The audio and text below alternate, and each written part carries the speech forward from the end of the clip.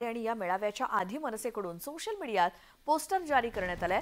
नक्की काय घडलंय, काय घडतंय अशा आशयाचे पोस्टर सोशल मीडियावरती जारी करण्यात आलेत।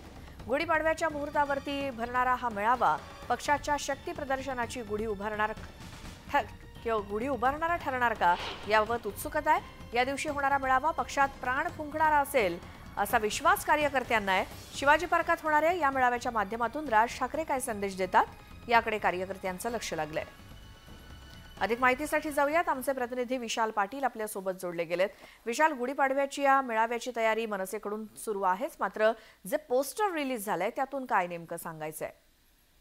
श्वेता, मनसेकडनं गुढीपाडव्याची मेळाव्याची तयारी जी आहे ही जय्यत सुरू आहे आणि त्यातच काल मनसेकडनं हे पोस्टर जारी करण्यात आलेले आहे। त्या पोस्टरवरचा जर आशय आपण जर पाहिला तर नक्की काय घडलंय, काय घडतंय याच्या बाबतीत मी स्पष्ट बोलेन अशा पद्धतीचा उल्लेख या पोस्टरवरती करण्यात आलेला आहे। त्यामुळे मनसेध्यक्ष राज ठाकरे यांची जी दिल्ली दौरा झाला होता आणि यांच्या दिल्ली दौऱ्यात केंद्रीय गृहमंत्री अमित शहा यांची भेट घेतली होती आणि त्यानंतर मनसेच्या महायुतीत सहभागाबाबत चर्चा जी आहेत त्या होत होत्या आणि याच्यावरतीच कुठेतरी मनसेध्यक्ष राज ठाकरे हे भाष्य करणार आहेत। मनसेची नेमकी आत्ताच्या राजकारणाच्या बाबतीत किंवा आताच्या लोकसभा निवडणुकांच्या बाबतीत भूमिका काय असणार आहे, मग युतीत जाणार आहेत, स्वतंत्र लढणार आहेत की ही निवडणूकच लढणार नाहीत, त्याच्या बाबतीत भूमिका जी आहे ही मनसेध्यक्ष राज ठाकरे गुढीपाडव्या मेळाव्याला स्पष्ट करणार आहे। त्यामुळे सगळ्यांचंच लक्ष या गुढीपाडव्या मेळाव्याकडे लागून राहिलेलं आहे, कारण की मनसेचे अद्यापही इकडे आपण जर पाहायला गेलं तर इतर पक्षांनी त्यांचे उमेदवार जाहीर केलेले आहेत। मनसेनं कुठच्याही प्रकारचे उमेदवार हे जाहीर केलेले नाहीये। त्यामुळे मनसेची नेमकी या लोकसभा निवडणुकांच्या बाबतीत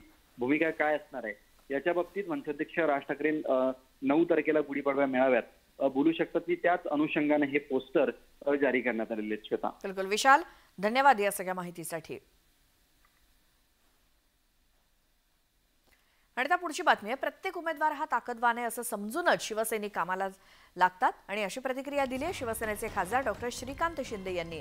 ठाकरे गटानं कल्याण लोकसभेसाठी वैशाली दरेकर राणे यांना उमेदवारी दिली आहे। त्यामुळे आता कल्याण लोकसभेसाठी विद्यमान खासदार श्रीकांत शिंदे आणि वैशाली दरेकर राणे असा सामना होण्याची शक्यता आहे। ठाकरेंनी दिलेल्या या उमेदवाराबाबत श्रीकांत शिंदेंनी पहिली प्रतिक्रिया दिली। उमेदवार समोरचा कसा आहे याच्यावरती न जाता आपण प्रत्येक निवडणूक जी आहे ही निवडणुकीप्रमाणे ते उमेदवार कसाही जरी असला तरी प्रत्येक निवडणूक जो आहे उमेदवार जो आहे हा ताकदवरच आहे असं समजून जे आहे शिवसैनिक जे आहे ते त्या ठिकाणी कामाला लागतात, काम करतात। म्हणून जे आहेत ह्या गाठीभेटी असतील, पक्षाच्या निवडणुका, पक्षाच्या बैठका असतील, महायुतीच्या बैठका असतील, या सुरू आहेत आणि ह्या त्या इलेक्शनपर्यंत जे आहे ते सुरू राहतील। पुढची बातमी आहे। भाजपच्या नेत्या नवनीत राणा यांच्या जात प्रमाणपत्रासंदर्भातील याचिकेवरती आज सुप्रीम कोर्ट निर्णय देणार आहे। नवनीत राणा यांनी जात प्रमाणपत्र मिळवण्यासाठी खोटी कागदपत्र सादर केल्याचा त्यांच्यावरती आरोप आहे। दरम्यान या संदर्भात मुंबई हायकोर्टाच्या निकालाला आव्हान देणारी याचिका सुप्रीम कोर्टात दाखल करण्यात आली होती आणि यावरती आज कोर्टात सुनावणी होणार आहे। तर दुसरीकडे राणा यांना अमरावती लोकसभा मतदारसंघात भाजपकडून उमेदवारी देण्यात आली असून आज ते आपला उमेदवारी अर्ज दाखल करणार आहेत। त्यामुळे नवनीत राणा यांच्यासाठी आजचा दिवस महत्त्वाचा आहे। नवनीत राणा यांच्या जात प्रमाणपत्रासंदर्भातला निकाल आज सुप्रीम कोर्टामध्ये लागणार आहे, त्यामुळे सर्वांचं लक्ष त्याकडे आहे। जात प्रमाणपत्रा प्रकरणी खोटी कागदपत्र सादर केल्याचा आरोप त्यांच्यावरती आहे आणि त्यालाच आव्हान देत सुप्रीम कोर्टामध्ये याचिका दाखल करण्यात आली आणि त्यावरती आज निकाल येणार आहे। अधिक माहितीसाठी जाऊयात, आमचे प्रतिनिधी प्रशांत लीला रामदास आपल्या सोबत आहेत। प्रशांत, सुप्रीम कोर्टात नवनीत राणांच्या जात प्रमाणपत्राबद्दल सुनावणी किती वाजता आहे? ज्या पद्धतीने माहिती मिळते सुप्रीम कोर्टामध्ये आज साधारणतः 11:15 वाजता सर्व न्यायाधीश आसनस्थ होणार आहे, कारण की आज फलिंद रिमन यांचा निरोप समारंभ आहे आणि त्यांच्या निमित्ताने सकाळी 10:30 वाजता कोर्टाच्या कामकाजाला सुरुवात होईल। ते कामकाज संपल्यानंतर 11:15 वाजता तीनही न्यायाधीश हे कोर्टात येतील आणि त्यानंतर जात प्रमाणपत्र संदर्भात नवनीत राणा आहे यांच्या जात प्रमाणपत्र संदर्भात अंतिम निर्णय देण्याची शक्यता आहे। आपल्याला माहित असेल की यापूर्वी नवनीत राणा यांच्या जात प्रमाणपत्रावरती सलग सुनावणी झाली होती। सलग सुनावणी झाल्यानंतर त्यांचा निर्णय राखून ठेवण्यात आला होता। आज त्या संदर्भात अंतिम निर्णय येणार आहे, त्यामुळे आज नवनीत राणा यांच्या भविष्याचा देखील निर्णय होण्याची शक्यता आहे। बिलकुल प्रशांत, आणि या सुप्रीम कोर्टातल्या या सुनावणीकडे लक्ष ठेवून राहाच, कारण सगळ्यांचंच लक्ष त्याकडे लागलंय, नवनीत राणा यांच्या जात प्रमाणपत्रासंदर्भातल्या सुनावणीकडे. आता उत्तर मध्य मुंबई लोकसभा मतदारसंघातून आशिष शेलार हे लोकसभेच्या रिंगणामध्ये उतरणार असल्याची माहिती न्यूज 18 लोकमतला विश्वसनीय सूत्रांनी दिली आहे. पूनम महाजन यांच्या ऐवजी आशिष शेलार निवडणुकीला उभं राहणार असल्याची चर्चा सुरू आहे आणि या जागेवर शेलारांनीच निवडणूक लढवावी यावरती दिल्लीतील वरिष्ठ भाजपचे नेतेही आग्रही असल्याची माहिती सूत्रांनी दिली आहे. त्यामुळे आता पूनम महाजन यांच्या ऐवजी आशिष शेलारांना ही जागा मिळणार का याकडे लक्ष लागलंय.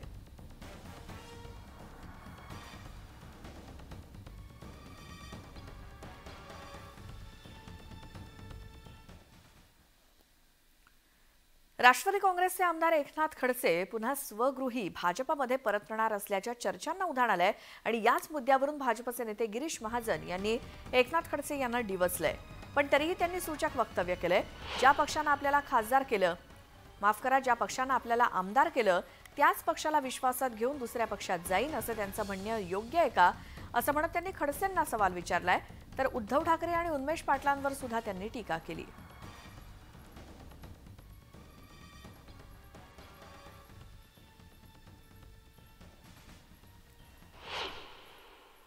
पण त्याच्याशी मी चर्चा केली होती. मी त्यांना बोललो होतो, वर्षभरापासून त्यांना सांगत होतो, काही गोष्टी बोललेलोही होतो. तर तुम्हाला सांगण्याची म्हणजे सांगण्यासारख्या काही आवश्यकता नाही आहे. अंतर्गत काही गोष्टी होत्या. पण मला वाटतं आपल्या चुका लपवण्यासाठी आपण कोणावर आरोप करायचे, चांदा चोकडीने घेतला याने त्याला, तर त्यांनी पात्रता आहे का आपली देवेंद्रजीबद्दल बोलण्याची? ते पक्ष सोडला म्हणून आपण काही बोलायचं योग्य नाही.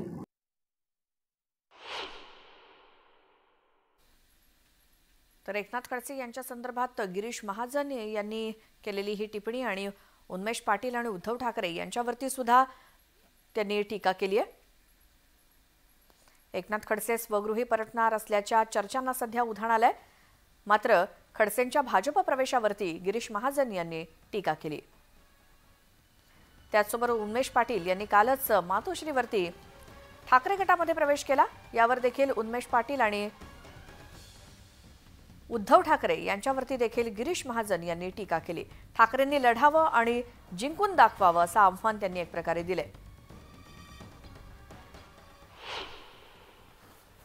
त्यांना जर सगळे ओळखतात, त्यांचा एवढा सगळ्यांची परिचय आहे, मला यांना विचारायची गरज नाही म्हणतायत, तर मग मला प्रश्न त्यांना हाच आहे की बा तुमचे एवढे चांगले संबंध होते, तर मग तुमच्यावर इतके अशी परिस्थिती आज का आली? एवढी ही जी तुमच्यावर परिस्थिती आली ती का आली? त्यांचा प्रवेश झालाय का भाजपामध्ये एकनाथ खडसेंचा? ते त्यांनीच सांगावं ना. ते मला काय माहिती ते दिल्लीला कसे गेले. मग आता प्रवेश झाला असता, ते एवढं मोठं नेतृत्व आहे राज्याचं, तर ते कळालं असतं ना. खडसे म्हणजे काही छोटे कार्यकर्ते आहेत का की कोणीतरी गाय रुमाल टाकला आणि झाले म्हणून? ते राज्यातलं मोठं नेतृत्व आहे. आता बातमी आहे काँग्रेसच्या गोटातून संजय निरुपम यांची काँग्रेसमधून हकालपट्टी करण्यात आली. मित्रपक्ष विरोधी भूमिका घेतल्याबद्दल पक्षानं ही कारवाई केली असून त्यांना 6 वर्षांसाठी पक्षातून निलंबित करण्यात आलंय. आजच निरुपम यांना स्टार प्रचारक यादीतून काँग्रेस पक्षानं वगळलं आणि रात्री त्यांच्यावरती निलंबनाची कारवाई देखील करण्यात आली.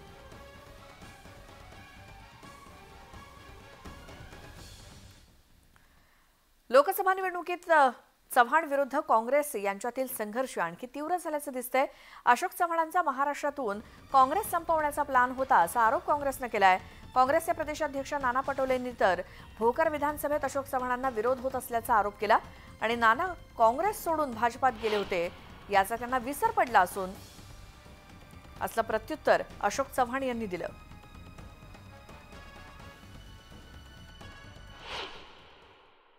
आता काँग्रेसवर बोलणं त्यांनी टाळावं. काँग्रेसच्या नावाने खूप कमवलं तुम्ही, काँग्रेसच्या नावाने खूप राज्य भोगलं आणि काँग्रेसला कसं संपवायचं हे त्यांनी प्लॅन केलेला होता. बरं झालं की आज आमच्यात नाही. नानांना आधी या गोष्टीचा विसर पडलेला आहे की नाना काँग्रेस सोडून भाजपमध्ये गेले होते. त्यावेळेस नानांनी काय केलं होतं? आम्ही तसं तर काही केलं नाही.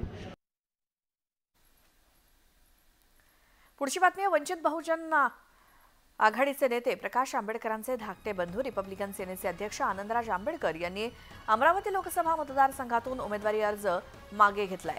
वंचित बहुजन आघाडीकडे पाठिंब्यासाठी आनंदराज आंबेडकरांनी मागणी केली होती. मात्र वंचितनं पाठिंबा न दिल्यानं आनंदराज आंबेडकरांनी नाराजी व्यक्त करत आपला उमेदवारी अर्ज मागे घेतलाय, तर भाजप निवडून येऊ नये यासाठी वंचितच्या उमेदवाराला पाठिंबा देणार असल्याचं आनंदराज आंबेडकर यांनी एका पत्रातून सांगितलंय.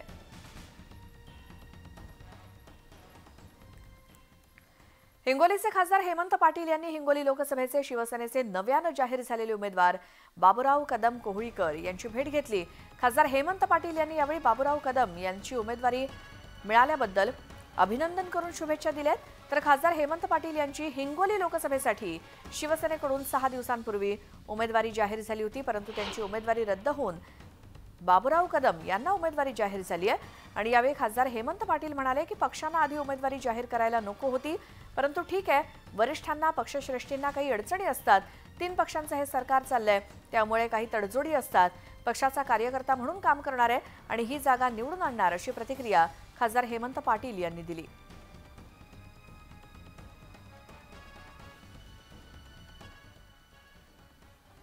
उमेदवारी बाबूराव कदम यांना जाहीर केली, तुम्ही त्यांचं स्वागत केले, कसं असणार आहे इथून पुढे? पहिली प्रतिक्रिया. मी मनापासून बाबूराव कदम यांचं अभिनंदन करतो.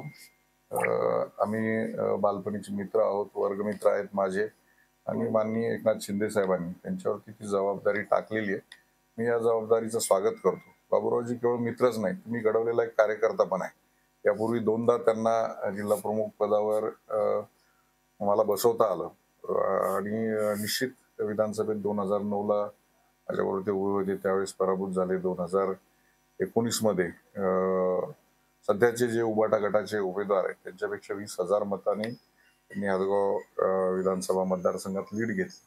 म्हणून जी ट्रायल हदगाव विधानसभेची होती ती ट्रायल उमेदवारी बाबूराव कदम.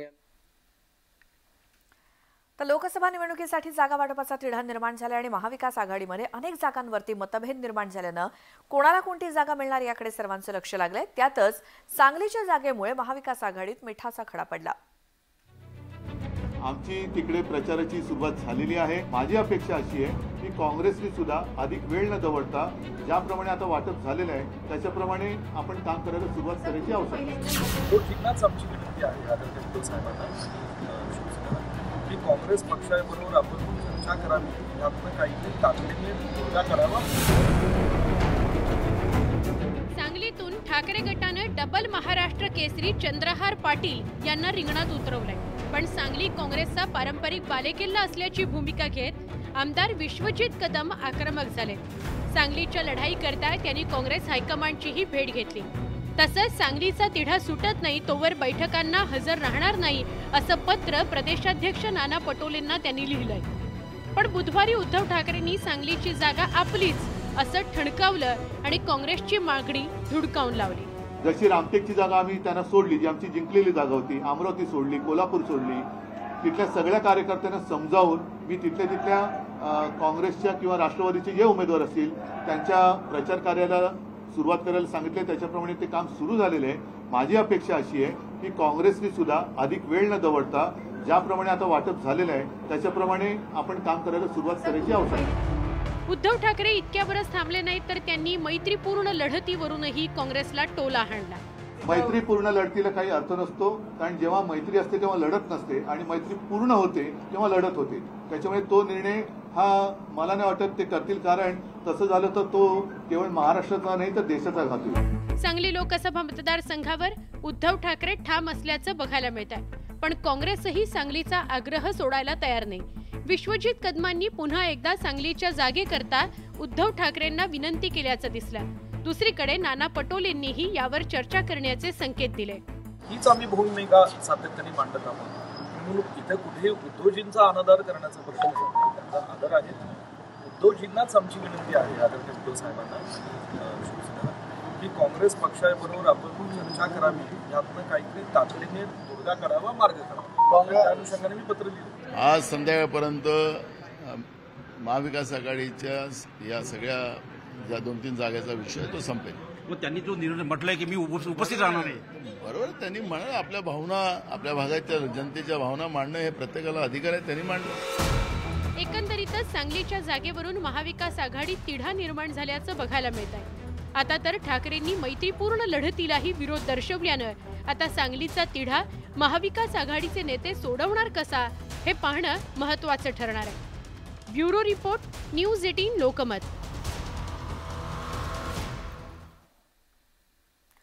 तर दुसरीकडे रत्नागिरी सिंधुदुर्ग लोकसभा मतदारसंघात महायुतीचा उमेदवार ठरला नसला तरी भाजपकडून प्रचाराला सुरुवात झाली आहे. केंद्रीय मंत्री नारायण राणेंनी सिंधुदुर्गात शक्ती प्रदर्शन करत जाहीर सभा घेतली. नारायण राणेंनी यावेळी जाहीर सभेत बोलताना विनायक राऊतांवरती हल्लाबोल केला. रत्नागिरी सिंधुदुर्गात राणे विरुद्ध विनायक राऊत असा सामना रंगण्याची चर्चा सुरू आहे. यावरूनच आता नारायण राणेंनी टोला लगावला. विनायक राऊत निवडून न आल्यास त्यांना माझ्या वृद्धाश्रमात ठेवणार असल्याचं खोचक विधान त्यांनी केलं.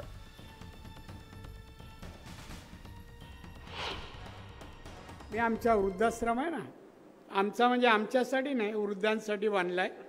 50-60 वृद्ध आहे. हे रिटायर झाले ना, आताचे समजा निवडून आले नाही तर आमच्या वृद्धाश्रमाला राखू जागा ठेवली आहे. वृद्धाश्रमात पक्कं घर बांधलं मी. डिपॉझिट वाचेल की नाही ह्याची अधिक चिंता घ्या. डिपॉझिट वाचेल की नाही ह्याची अधिक चिंता घ्या.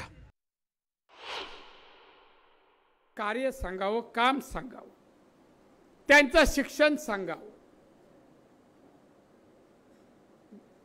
SSCला 3दा नापास आणि तेवढ्यात पत्नी आहे. कळलं नाही, हसले नाही. जेवढ्या वेळा नापास ना 3, पत्नी 3. नारायण राणेंसारख्या अडाणी माणसांकडून आणखी आम्ही काय आशा ठेवणार, म्हणजे अपेक्षा काय आम्ही ठेवणार. त्यांचं तेच आहे. त्यांना ज्यांना एवढं मोठं मंत्रिपद मिळाल्यानंतर त्याचा अर्थच कळला नाही आणि पुन्हा एकदा ते टेप रेपट करणार आहे नारायण राणे. आधी स्वतःच्या मुलाकडे बघ काय तोंडातून वाणी निघते की घाण निघते ते जरा पाहते ते. आता दुसरीकडे अहमदनगर लोकसभा मतदारसंघामध्ये सुजय विखे आणि निलेश लंके यांच्यामध्ये लढत होते. या पार्श्वभूमीवर दोघांनी प्रचाराला सुरुवात केली असून दोन्ही बाजूंनी जोरदार वार प्रहार सुरू झालेत. आपली संसदेतली हिंदी इंग्रजीतली भाषणं महिनाभर पाठ करून जशीच्या तशी बोलून दाखवली तर उमेदवारी अर्ज मागे घेईन असं आव्हान सुजय विखेंनी लंकेंना दिलंय. तर निलेश लंके आणि रोहित पवार यांनी विखेंच्या या विधानाचा चांगलाच समाचार घेतला. माझ्या समोरचा उभा राहिलेला उमेदवार महिनाभर मी बोललेले भाषण तोंड पाठ करून जरी वाक्य रचना त्यांनी तीच मांडली तरी सुद्धा मी उमेदवारी अर्ज भरणार नाही. त्यांनी जे वक्तव्य केलं काल तो एक पोरकटपणा आहे. कारण कुठल्या भाषेत आपण बोलावा यापेक्षा तुम्ही कुठल्या भाषेत बोलता यापेक्षा तुम्ही प्रश्न किती प्रभावीपणे मांडले आणि ते प्रश्न मांडून त्या ठिकाणी अंमलात किती आले हे महत्वाच्या गोष्टी असतात. सुजय विखेंनी जे सांगितलं ते कदाचित का ते बोलले मला माहीत नाही, पण मला विश्वास आहे की निलेश लंके लोकात राहणारा कार्यकर्ता आहे. सामान्य कुटुंबातून ते येतात आणि मग सामान्य लोकांच्या अडचणी त्यांना माहीत आहेत. त्यामुळे भाजपला मला विनंती करायची, खूप जास्त अहंकार दाखवू नका, नाहीतर तुमचे 12 वाजल्याशिवाय राहणार नाहीत. राष्ट्रवादी काँग्रेस पक्षाच्या चिन्ह आणि नावाबाबत आज सर्वोच्च न्यायालयात सुनावणी होणार आहे.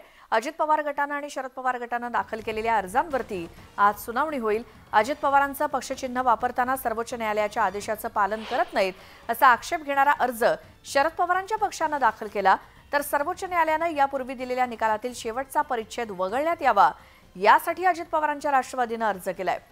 सर्वोच्च न्यायालयानं अजित पवार गटाला घड्याळ चिन्ह वापरताना हे न्यायप्रविष्ट आहे आणि सर्वोच्च न्यायालयात सुनावणीच्या आदेशाला बांधील आहे असं प्रत्येक ठिकाणी लिहिण्याचे आदेश दिले होते. त्यानंतर आज ही सुनावणी होते. बीडमध्ये शिवसेना उपजिल्हा प्रमुखावरती प्राणघातक हल्ला करण्यात आल्याची घटना घडली. गाडी अडवून 7 ते 8 जणांनी लोखंडी रॉडनं त्यांना जबर मारहाण केली. बीड इथले शिंदेंच्या शिवसेनेचे उपजिल्हा प्रमुख ज्ञानेश्वर खांडे यांच्यावरती हा हल्ला झाला. बीडवरून म्हाळस जवळा या गावाकडे जात असताना त्यांची गाडी अडवत त्यांच्यावर प्राणघातक हल्ला झाला. यात ज्ञानेश्वर खांडे गंभीररित्या जखमी झाले असून जिल्हा रुग्णालयात उपचार सुरू आहेत. या हल्ल्यामागचं नेमकं कारण अद्याप समजलेलं नाही. पिंपळनेर पोलीस ठाण्यात या संदर्भात गुन्हा दाखल झालाय.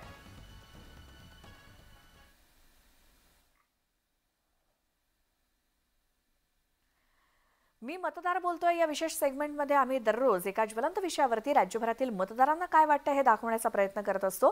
तर आजचा आमचा प्रश्न आहे, भ्रष्टाचाराचे आरोप असलेल्या उमेदवाराला तुम्ही मत देणार का? यावरती मतदार काय म्हणतायत ऐकूयात. भ्रष्टाचारामुळे विकासाचं हे खुंटतो मार्ग आणि जनतेचं त्याच्यात फार मोठं नुकसान होतं. जनतेच्या टॅक्सच्या पैशाचा त्याचा योग्य वापर होत नाही. म्हणून भ्रष्टाचारी उमेदवाराला आम्ही निवडून दिलं तर आमचा जनतेचा पैसा किंवा जनतेचा आपण जो टॅक्सच्या मार्फत पैसा देतो तो इतरत्र नुसतं बर्बादीचं कारण ठरेल. तो जर निवडून आला तर त्याच्या याच्यात खूप म्हणजे त्याला अधिकार मिळेल आणि त्याच्यामुळे भ्रष्टाचार भरपूर वाढू शकतो. म्हणून भ्रष्टाचार उमेदवाराला निवडून देणार नाही आम्ही. शिक्षण क्षेत्रात जर इतका भ्रष्टाचार आलेला आहे तर त्याच्यामुळे हुशार मुलांचं नुकसान होतं आहे, लोकांना नोकऱ्या मिळत नाही आहे. तर याच्यामुळे आम्ही कधीही भ्रष्टाचारी उमेदवाराला निवडून देणार नाही. चांगल्या हातात जाऊन घडला पाहिजे म्हणून भ्रष्टाचारी म्हणजे नेत्याच्या हातात आपला देश गेला नाही पाहिजे. भ्रष्टाचार करणारा जो आहे हा भ्रष्टाचार करणाऱ्याचा भ्रष्टाचार वाढत जातो आणि त्याचं जे अप्रत्यक्षरित्या का होईना पण त्याचा परिणाम जो आहे हा पूर्ण देशावरती होतो. आपल्या सर्वांनाच पुढे चालून खूप त्रास होणार आहे. पण भ्रष्टाचार रहित जर नेता असेल तर त्या देशाचं म्हणा त्या गावाचं म्हणा अगदी सोनं होईल आणि म्हणून आम्ही भ्रष्टाचारी नेत्याला अजिबात निवडून देणार नाही. भ्रष्टाचारी माणसांना निवडून देणे हे आपण शिकलो नाही आणि असं करणारही नाही. जळगावच्या अमळनेरमध्ये पाडळसरे बुडीत क्षेत्रात येणाऱ्या डांगरी या गावठाणचं पुनर्वसन व्हावं यासाठी जागा मिळावी अशी मागणी ग्रामस्थांनी केली. ही जागा तत्काळ न मिळाल्यास जलसमाधी घेण्याचा इशारा डांगरीच्या ग्रामस्थांनी दिलाय. अमळनेर तालुक्यातील तापी नदीकाठच्या डांगरीतील जवळपास 210 ग्रामस्थ दरवर्षी पुराच्या विळख्यात सापडतात. त्यामुळे त्यांना अनेक समस्यांना सामोरं जावं लागतं. या क्षेत्रातील भूखंडाचं सर्वेक्षण पूर्ण केलेलं आहे, मात्र आजतागायत बाधित कुटुंबाचं पुनर्वसन काही झालेलं नाही किंवा कोणत्याही प्रकारची मदत मिळालेली नाही. त्यामुळे ग्रामस्थांनी जलसमाधीचा इशारा दिलाय.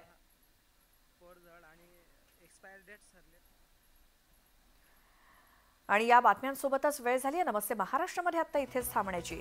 नमस्कार.